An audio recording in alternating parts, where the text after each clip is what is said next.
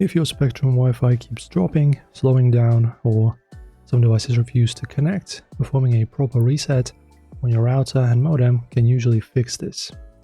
And in this video, I'll walk you through the exact steps, what to unplug, what to avoid, and how to know it actually worked.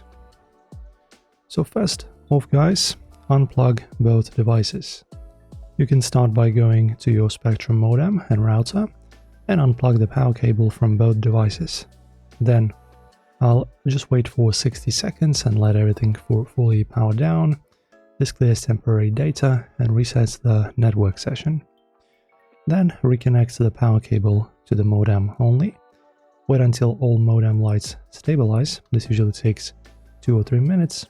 You're looking for online, power, and status to stay solid. Once the modem is fully online, reconnect the router. Give it another minute or 2 to boot up.